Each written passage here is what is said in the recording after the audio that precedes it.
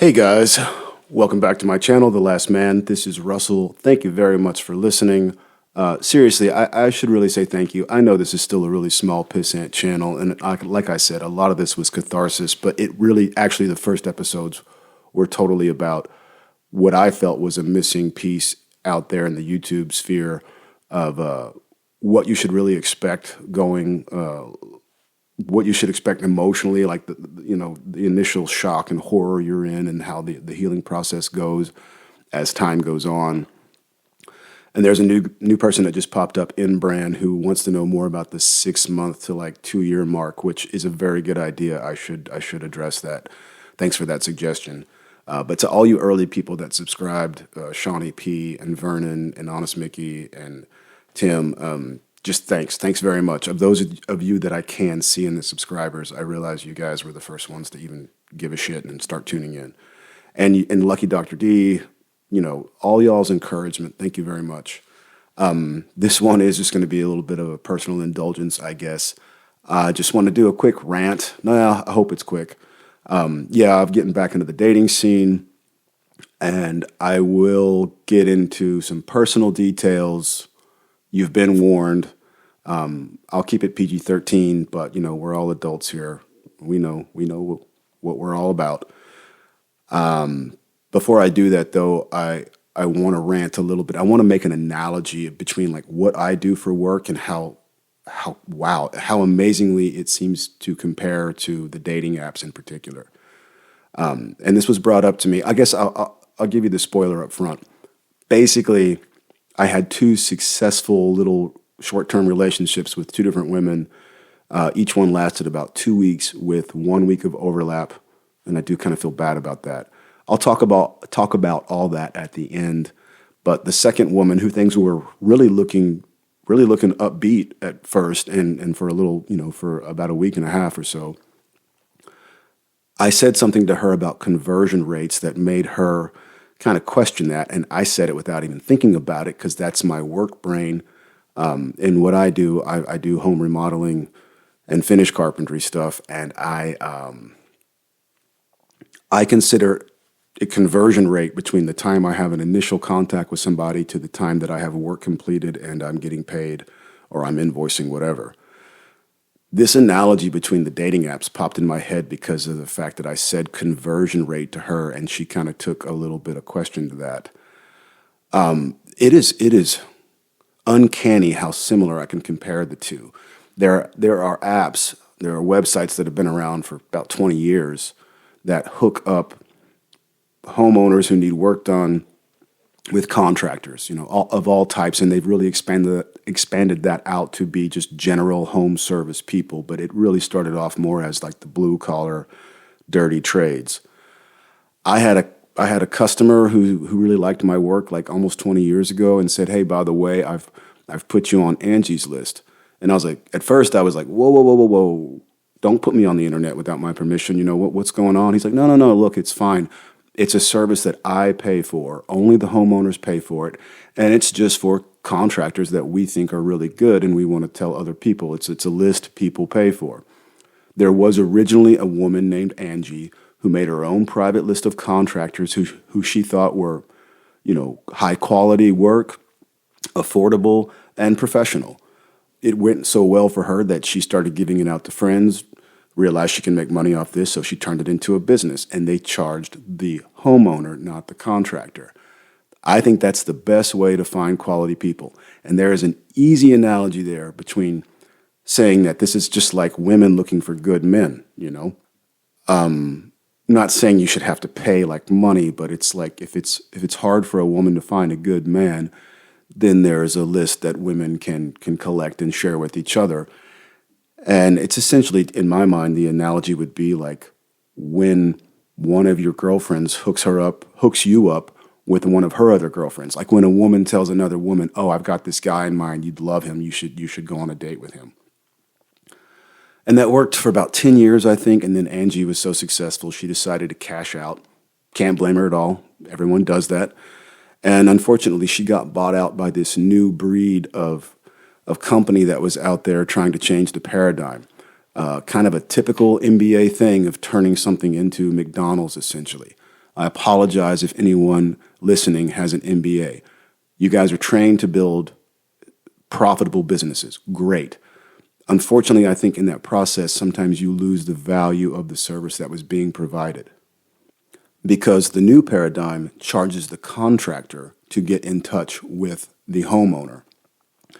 And I can tell you from my 20 years of experience, that is a bad model. You will get the worst contractors under that scenario, because you'll get somebody who's not qualified enough to do good work to get their own referrals, or they're happy to burn bridges because they know they can just pay for another lead. And essentially what is happening is the app is inserting itself in between the homeowner and the contractor so that they can make their money.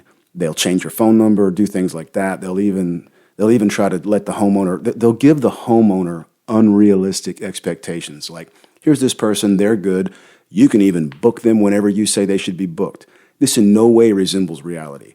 I mean, when in the past could you call up a business and say, hey, I want this service or product, and I want it at this price, and I want it on this day? I mean, at best you'd probably get a little laughter on the other end of the phone, but you'd get a business owner who goes, well, thanks for wanting to do business with us, but we can't charge that price because of our overhead, and we can't be there on that day because we're already booked. Thanks for wanting to go with us, but we don't have the capacity to serve you right now. And you get the review. You get the reviews now that you can leave. So let's say some contractor does sign up for this service, as ridiculous as that is, and then disappoints the customer in some way, and then they can go and leave them a negative review. Fine, that sounds like accountability. The only problem is, like, I have one bad review on one of these sites, and we never did business together. I sensed that they were crazy and had unrealistic expectations, there's a very strong metaphor there to be made with how men view the women. You know, is she crazy? Does she have exceedingly high expectations? Well, I can't give you what you want. So I never did business with this person, but she still went onto the app and left me a bad review saying something like the initial consultation was the only positive part of our interaction.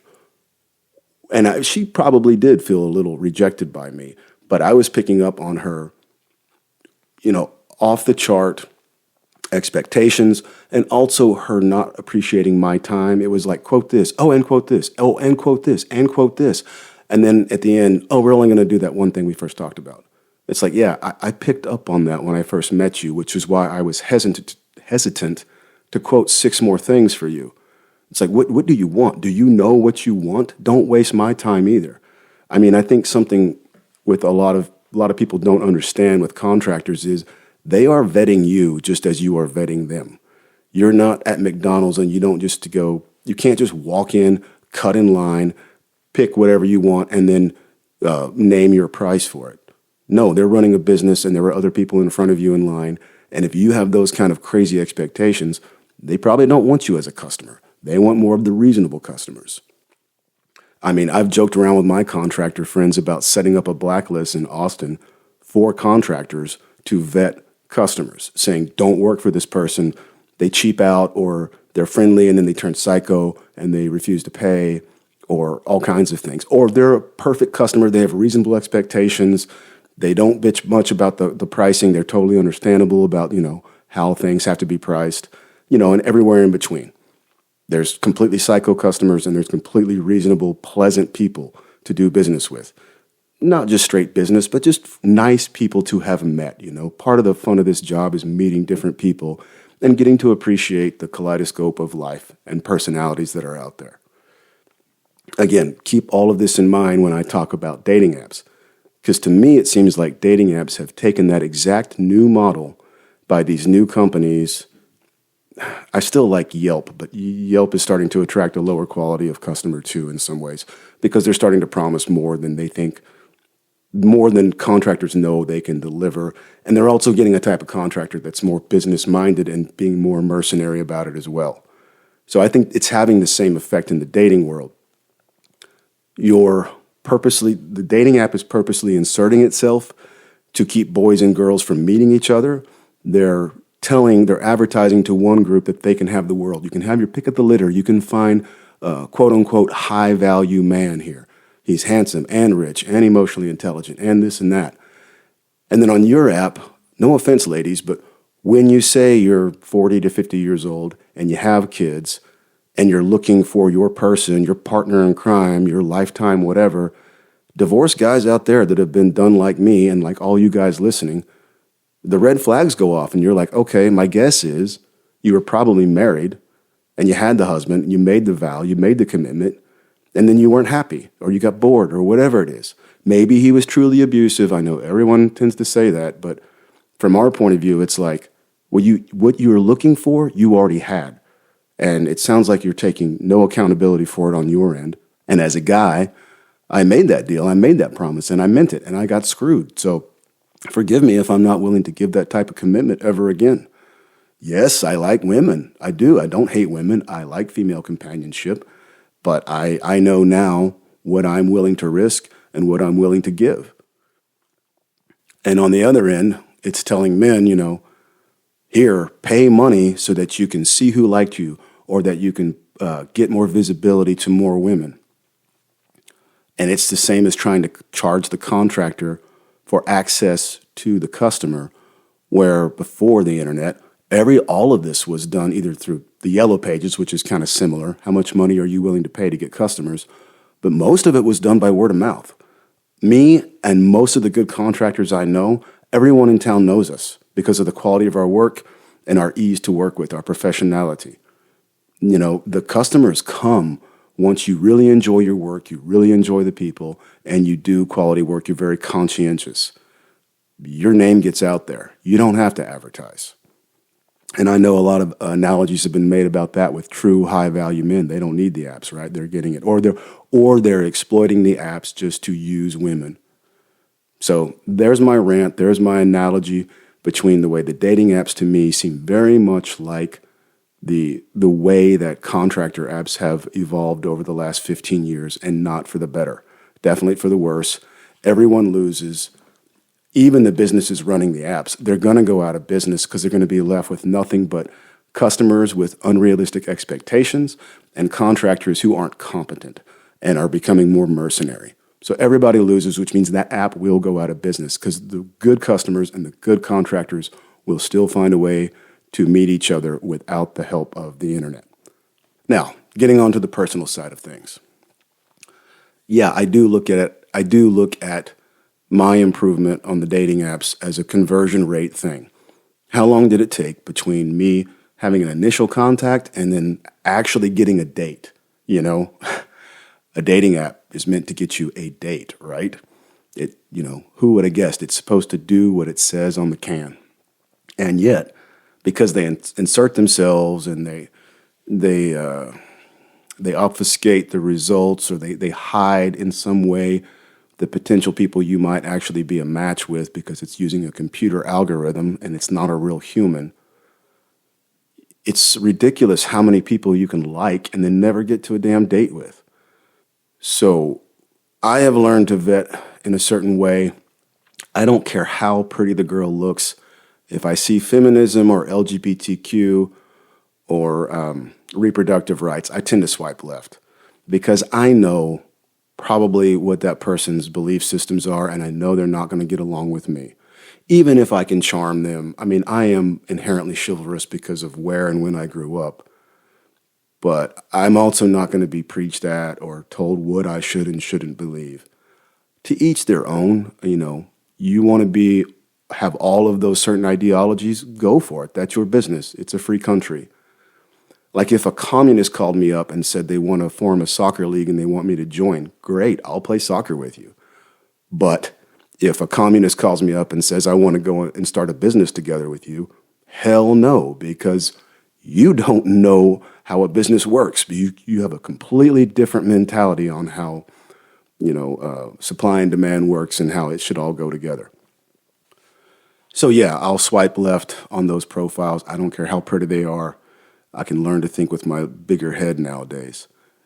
So I got a little bit better for myself about vetting the person and how compatible I think we're going to be, and then getting to the date quickly to see how it really feels in person.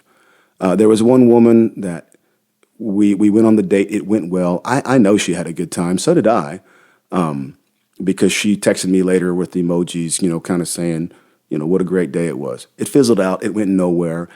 I never made a move because I just wasn't feeling it. I made some comment about kissing or something, and she kind of pushed back. And I'm like, all right, fine. If you're not feeling it, you're not feeling it. We're having a nice conversation, but, I never made a move. The second woman, conversation was great. We had a lot of things in common. I did make a move, and like I said, that ended up with me going home with her that night, which was new for me. If I haven't said it before, I met my ex-wife when I was 17, so unlike most everyone else on the planet, I feel like I missed the entire dating in your 20s thing. Sex was a lot longer process when you were a teenager than apparently what it becomes when you get it as a young adult where, people just have casual sex. I never did that. And I also never felt like I was missing out. I had an insane attraction to my ex-wife, definitely physically, but in all ways. We fell hard in love from the day pretty much the day, first couple of weeks, I guess. And then for the next year after that. This woman was great, and I kind of feel bad about how it ended, but that's just how it has to go. In some ways, I could say I got lucky, but she was also one of these people that just, not long after we got sitting on the couch, she just pulled all her clothes off, which honestly kind of takes the fun out of it for me. I'm used to being the pursuer, and I'm used to being a little bit resisted. And so mentally there was a little bit of a block there. And then, God, I hate to say it, but honestly, I just did not find her physically that attractive. She's a woman. She's got things that I like. I can always find something about a woman's body I like, but the chemistry just wasn't there. I thought it was, and then when it got down to the nitty gritty, I mean, we did the deeds a few times, but I felt bad about it. And I got to give her credit for one thing. She's the first woman I've met who had nothing bad to say about her ex-husband.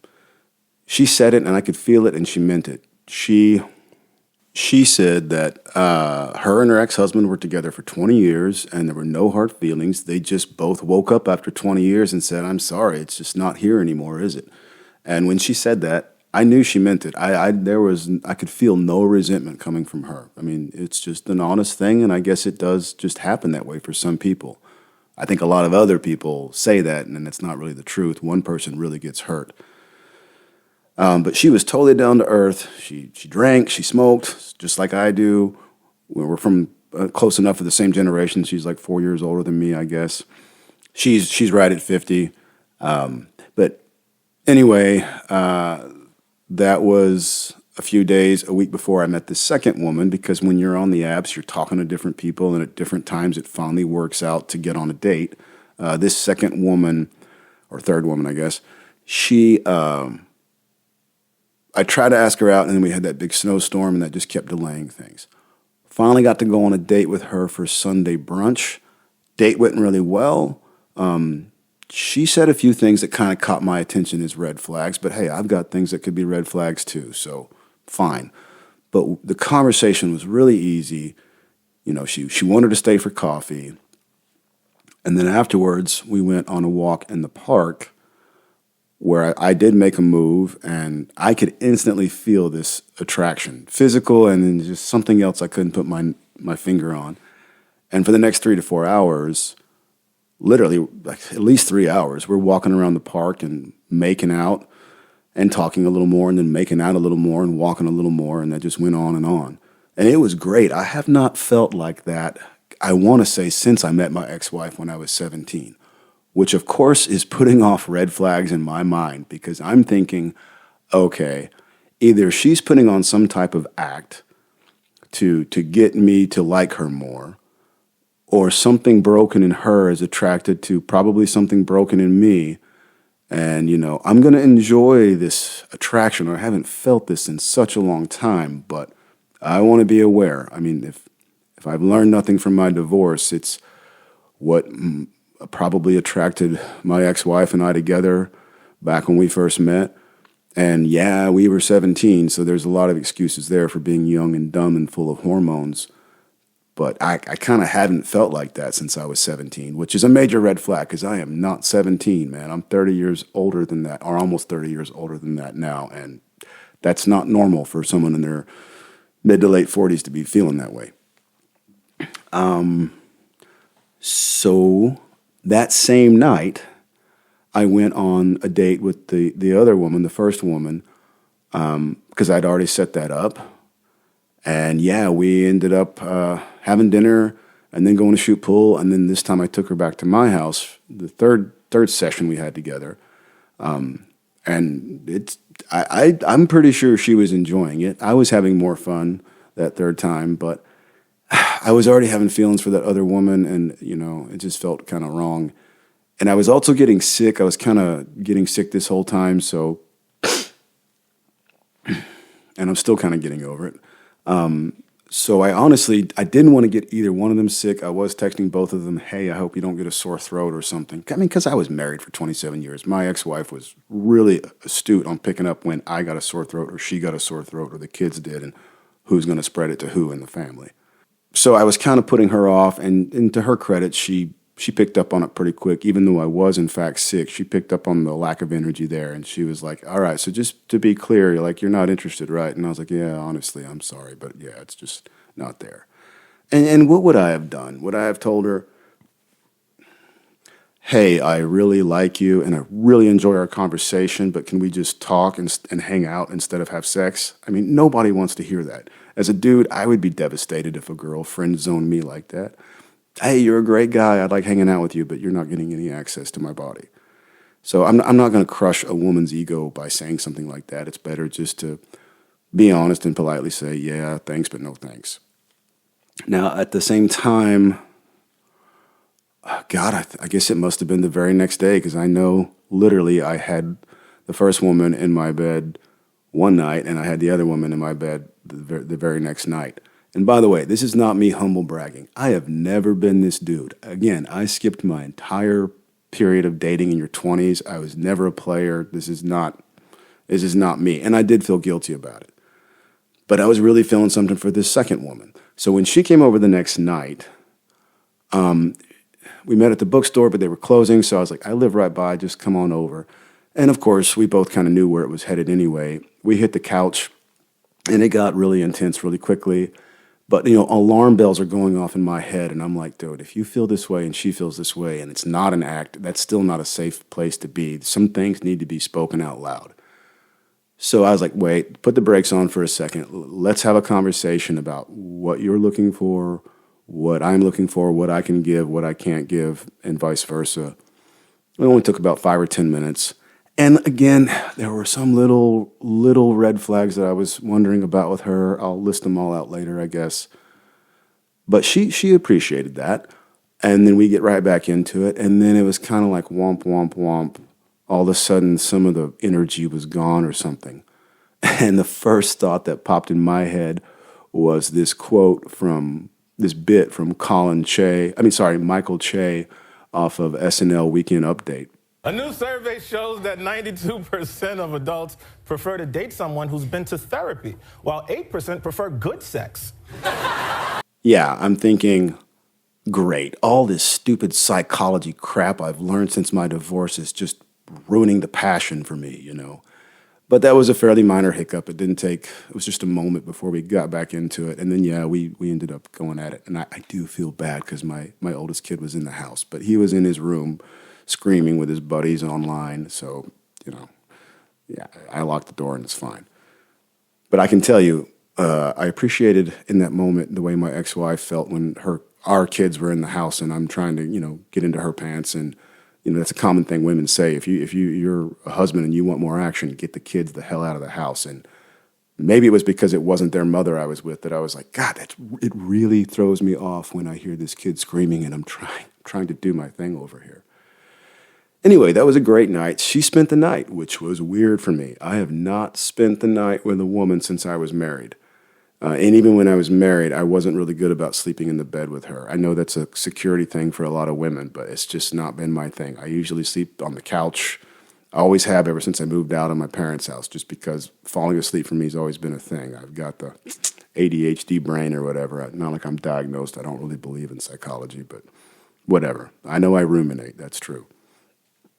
Anywho,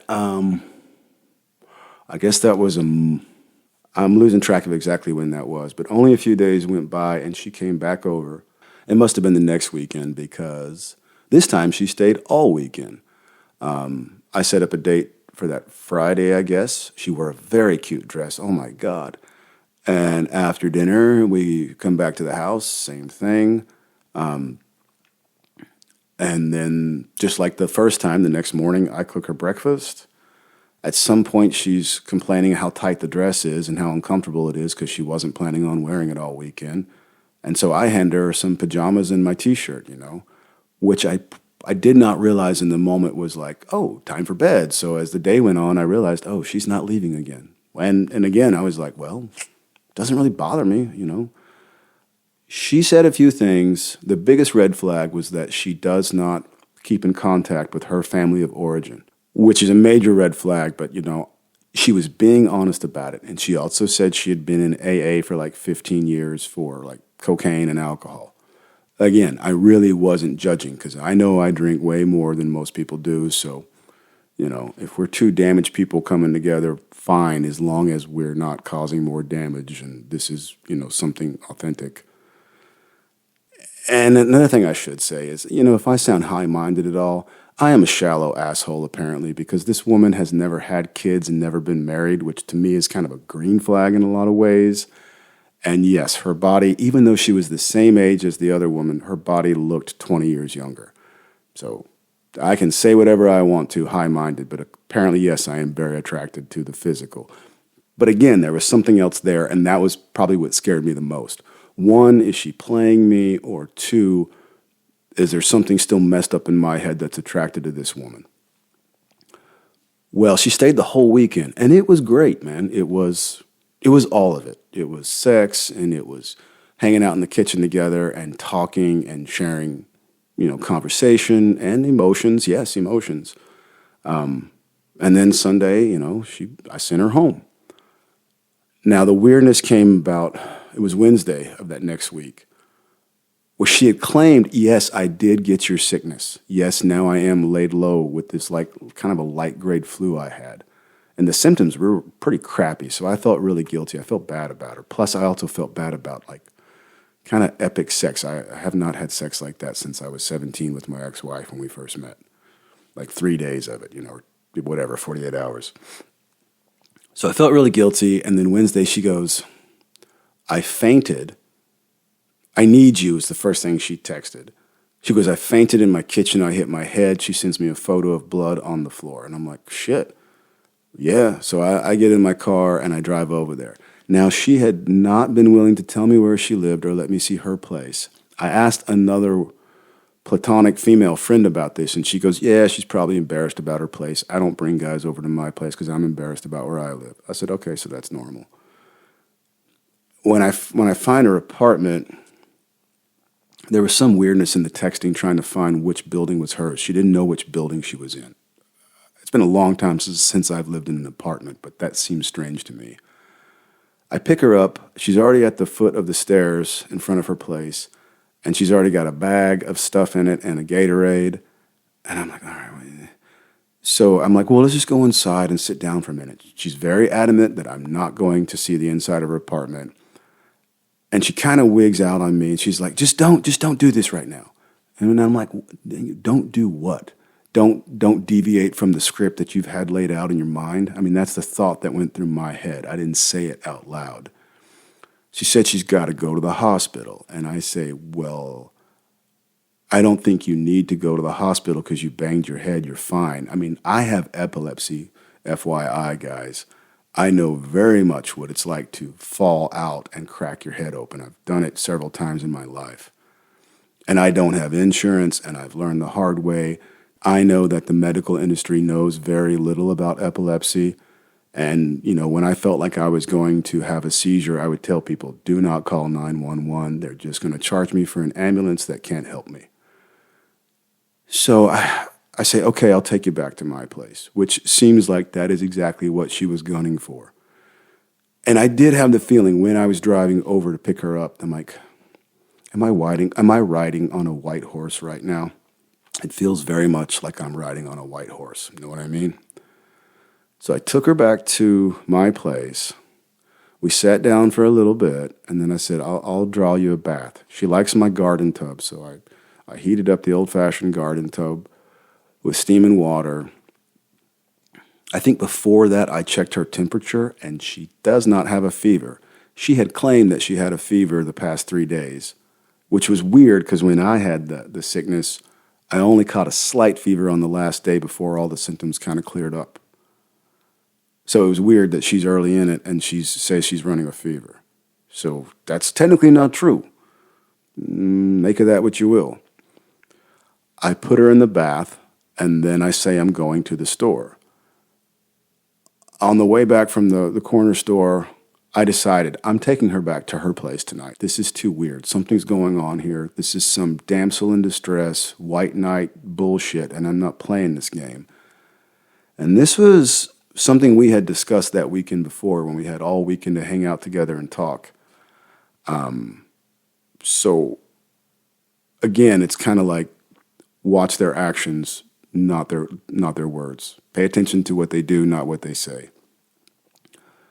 So after she got out of the bath, I told her, hey, look, I'm going to take you back to your place tonight.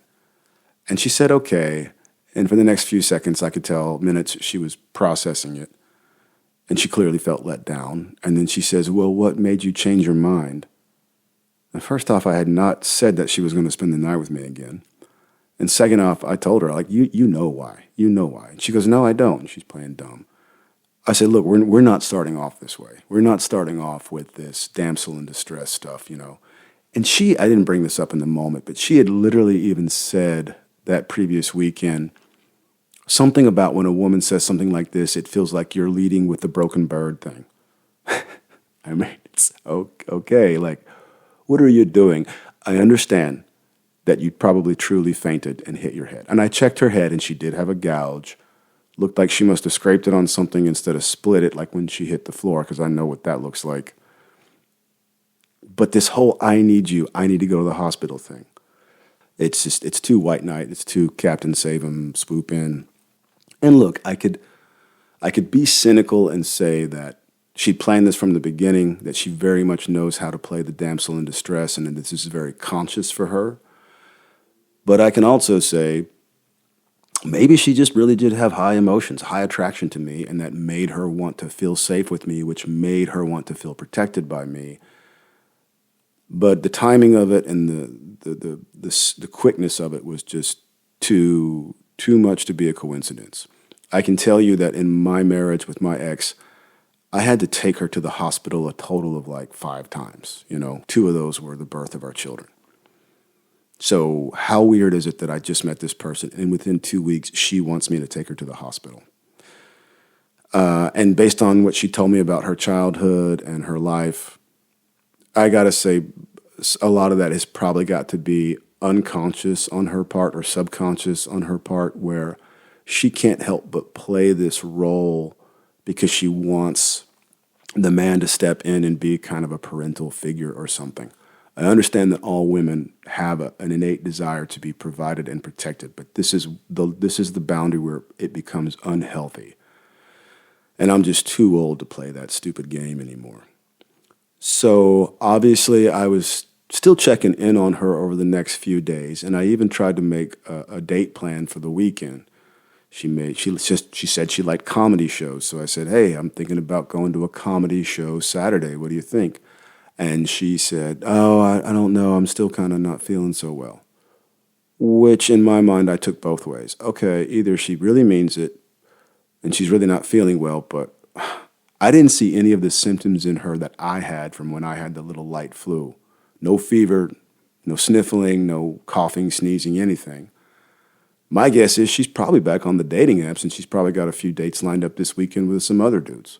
And fine. Apparently we're all playing that game. Fine. I'm not insecure about it. And then Sunday, around 4 or 5 in the afternoon, when I'm about to get my oldest coming back in to stay with me again, she says, I need to go to the hospital. This fever has gone on too long. Can you take me to the hospital? Here we are again we got to go to the hospital all of a sudden. I mean, I was laid up for this I was laid up with this flu for a week, and I didn't go to the hospital. I just sat at home and do what you do when you're sick. You just rest. So I said, look, first off, I did play a little game here. I waited 3 hours to reply, and I said, oh, sorry, I was taking a nap. I just saw this. I said, how did it go at the hospital? What did they say? She goes, I'm still here. I take my kiddo to the grocery store. She texts me again, can you come pick me up from the hospital? I was like, well, how did you get there in the first place? You have a car. So I said, no, look, I'm sorry. I'm with my son right now. I can't. And then I said, what did they say? What did the hospital say? What was their diagnosis? And then I got ghosted. So my guess is she realized that I was the wrong tree to bark up and that she's going to go look for some other prospect. Good luck to her. It sucks because it was really fun. If I'm being honest, I really enjoyed having a woman's company, particularly that one weekend we spent all weekend together. It's great to spend your whole Saturday with a woman, There can be frustrations, yes, but especially when the sex is, in the early days when the sex is really high energy. All of it's great, and you're really both kind of on the same page. You both have all these emotions and all this sexual energy and the conversation. It's novel. It's the novelty of it. It's great. But unfortunately, when I do play things back in my head, I don't know how much of this in her is conscious, deliberate strategy and tactics, and how much of it is just subconscious. Like what they say about people who have bad childhoods, they learn to behave a certain way to get attention from their parents who aren't giving them enough love and attention. They're lacking in that, so they learn somewhat. What am I saying? They learn certain manipulative strategies out of necessity, out of survival, just out of the situation. You adapt to it, I guess. So like when I picked her up in the bookstore, she goes, oh, I think I parked by you. I said, no, that's not my truck. This is my truck. They look exactly the same. They're the same color, same model, make. She goes, oh, I think yours is bigger than that one. And I was like, I literally just said that they're the exact make and model. They can't be. Mine's not bigger. So I noted that in the back of my head as a flattery method. And that's fine. When you first meet people, you're trying to kind of be flattering to the other person. Here's a big one, and this is a little risque, but you can not listen for the next 30 seconds. The first time we were in the throes of passion, we were in the middle of it, she shouts out, I'm so glad you got divorced, which is a very flattering statement, but also really kind of screwed up. Lord knows I would have loved to have heard that from another woman when my ex was divorcing me or right after she had. I would have loved that validation. But in the middle of that, it seemed like a strange thing to say. Of course, I'm in the middle of it, so I'm not going to stop, but I noted that in the back of my head. And there were a few other things. It felt like she was just catering to my ego. And again, there's normal flattery at the beginning of a relationship. You want to put your best foot forward, but the more I play things back, the more I feel like the things she said were either intentionally manipulative or just some behavior she had adopted at a young age out of necessity. I guess necessity was the word I was looking for earlier. So anyway, there it is, guys. There's my dating experience. And I have another date lined up with a different woman tonight. It's been about a week or 2 weeks since that last thing broke up with the other woman. And I don't want to be a bad contractor, I can understand I'm going to get burnt out on this after a while, but I can understand where the women are coming from. They kiss too many frogs, right, and can't find any princes. But I know what I can provide. I can provide a good time. I can provide a good date. I can be protective. I can be chivalrous. I can do my job under the sheets, and I can be sensitive, and I'll cook you breakfast in the morning, and, you're not going to scare me off with your need for commitment until it gets weird where you want me to take you to the hospital or swoop in like a white knight and think that I can provide something that I can't. I'm not a doctor. Why do you want to spend the night at my house? You're safer spending the night with someone with some medical training. And I understand you might have an emotional need to want to be made to feel safe. Great. I can do that to the extent that I can do it. But when your behavior starts to seem manipulative or broken bird or damsel in distress, whatever you want to call it, I think I have to call it at that point. I'm out, I didn't sign up for this. And yeah, it's fun having sex and all that, but that's not the end all be all for me. It was more fun having the sex combined with the emotional connection and that attraction, just that weird affinity you have with another person. But my initial red flag radar was probably correct. Some part of me is probably still attracted to broken birds. And I do remember feeling that about my ex-wife when I first met her. But other things she said made me feel like, despite the kind of childhood she had, she didn't really seem like a broken bird. I guess in the long run, it finally manifested as midlife crisis, so I guess I was right. But shit, it took 27 years. I really don't think my ex-wife was slow playing me like that. If she was playing the long game, slow playing me poker style, wow, hats off to her. 27 years, that's an investment to slow play a guy. I think the truth is my ex-wife and I were really in love, but we had their different things from different parts of our childhood. Hers a little worse than mine, or maybe the way she interpreted it. Mine wasn't great either. It wasn't horrible, but wasn't great, whatever. Everyone's got their stuff from childhood. But in the end, it manifested the way it did. But that attraction may have originally been from the little broken parts of ourself attracted to each other. And this time with this woman recently, I recognized it. And yeah, it turned out to be true. Now, my ex took 27 years to screw me over. This woman was gunning for more than I wanted to give within 2 weeks. So no, deal's off. You can't win if you don't play. So I am going to go on a date tonight. By the time I finish up this video, I'll probably be already done with the date. We'll see how it goes. I'm still going to walk in with the best of intentions, but like I said about the dating app analogy, the way they've set up these dating apps, by the very nature of us being the age we are and the way these dating apps are made, probably they're just putting the wrong people together with each other. And the best ones out there, we're not going to find each other. Now, maybe that's me thinking higher of myself than I should. But we'll see. If I do this another 10 times, either I'm going to be convinced that I'm not a good prospect for women, I'm not the great contractor I think I am, or really the pickings are slim for me and that the person who would appreciate me is not on these apps. So we'll see. Part of it is just the nature of those apps and the stupid nature of messaging back and forth before you get to meet a real person.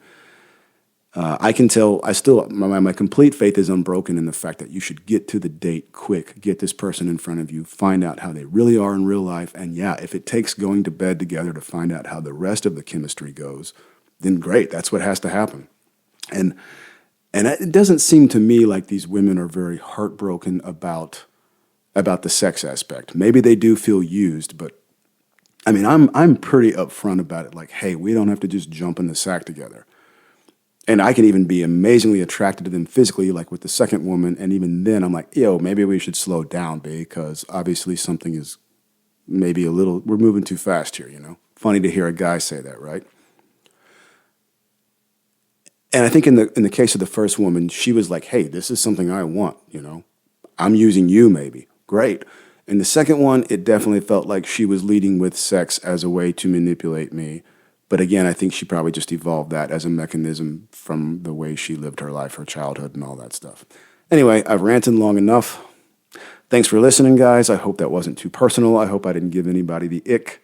But thanks to all y'all for listening. And the next one, I thanks for the recommendation, Brand. I think I will kind of address how it starts to feel better between the initial healing phase and then kind of where I feel like I'm at now. I totally know what you mean. I think I've got some thoughts for that. It's been brewing in my head the last couple of weeks, actually. All right, signing off. Enough rambling. Talk to you next time.